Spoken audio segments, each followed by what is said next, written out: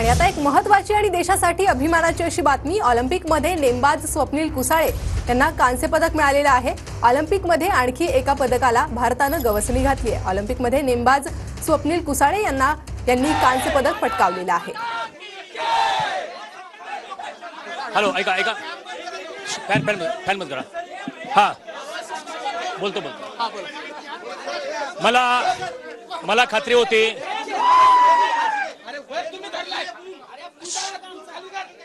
मला खात्री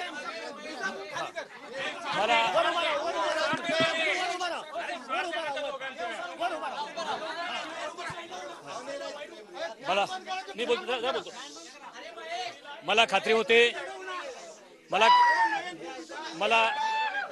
मला खात्री होती की गेल्या 12-13 वर्षाची स्वप्नीलची तपश्चर्या, त्याचं जे कष्ट आहे तो कधी भूलणार नाही आणि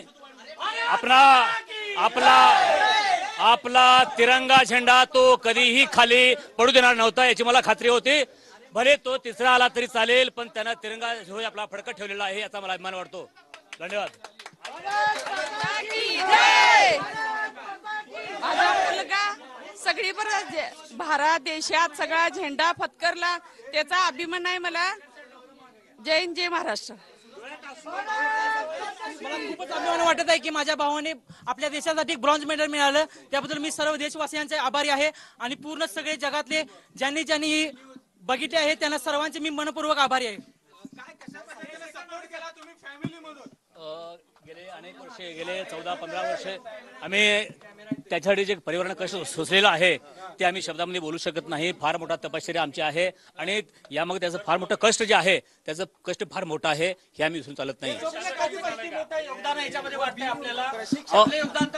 आमच्या परिवाराचं योगदान आहेच, त्याशिवाय त्याच्या ज्या कोच मॅडम आहेत दीपाली देशपांडे मॅडम, हे यांचं फार मोठं श्रेय आहे, कारण त्यांना परवाच गुरुपौर्णिमेची बोलून दाखवलेलं आहे की माझ्या त्या कोचच नाहीत दीपाली देशपांडे मॅडम, तर त्या माझ्या आई सुद्धा आहेत आणि तेवढ्या माझी ते काळजी घेत आहेत। त्यामुळं दीपाली देशपांडे यांचं तितकंच आमच्या इतकं त्यांचं ते श्रेय आहे असं मी समजतोय आणि साऱ्या देशवासियांच्या शुभेच्छा आणि त्यांचं प्रेम आहे, यामुळे हे त्याला पुण्यही मिळालेले आहे। माझी आई, माझे आजोबा, माझे वडील या सर्वांनी मेहनत करून आम्हाला मोठं केले। माझ्या दोघा भावांना, आम्ही दोघे शिक्षक आहोत आणि त्यांच्या कष्टाचं शीत झालेलं आहे। आम्ही आता मॅच बघताना अगदी आमच्या डोळ्यात पाणी येत होतं। खरोखर आम्ही सुवर्ण पदकाच्या आशेने बघत होतो, पण दुर्दैवानं आम्हाला मिळालं नसो, पण माझा तिरंगा झेंडा माझ्या मुलग्यानं खाली पडू दिला नाही, याचा मला सार्थ अभिमान वाटतो।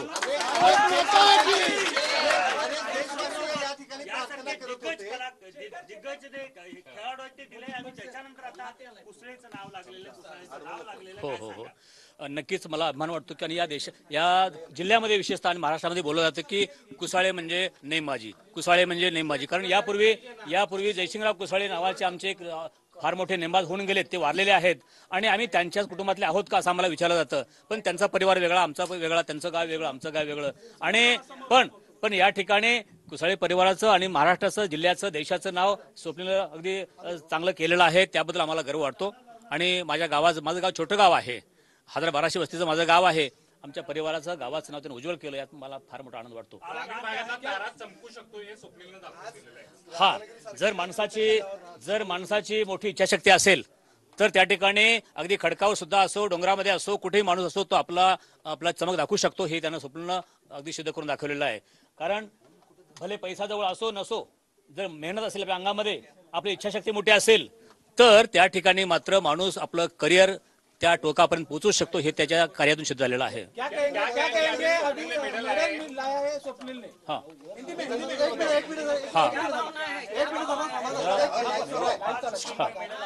हाँ, स्वप्निल ने जो आज पदक जीता है, यह पदक हमें सारे देशवासियों के लिए समर्पित किया है उन्होंने। आज हमें गर्व है कि स्वप्निल का एक स्वप्न था कि मुझे ओलंपिक में पदक जीतना है, अपने परिवार के लिए, गांव के लिए, सारे देशवासियों के लिए उसने पदक जीता है। हमें सभी लोगों को इसका गर्व है, अभिमान भी होता है। कितने साल से स्वप्निल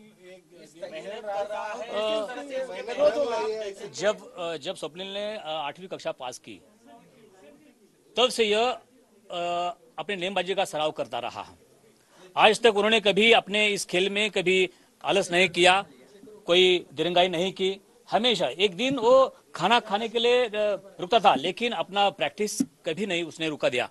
मुझे गर्व है कि हमेशा ये हम जब जब फोन करते थे तब तब ये हमेशा अपने प्रैक्टिस में रहता था। अपने फायरिंग का आवाज हमें सुनने मिलता था जब हम फोन करते तब हमें अच्छा लगता था। कसं स्वागत आता स्वप्नीलचं करणार आहे, कारण तो आता एक अभिमानाचा क्षण घेऊन परततोय. हा, आम्ही नक्कीच या ठिकाणी अगदी कोल्हापूरपासून त्याचं जंगी स्वागत करू आणि माझे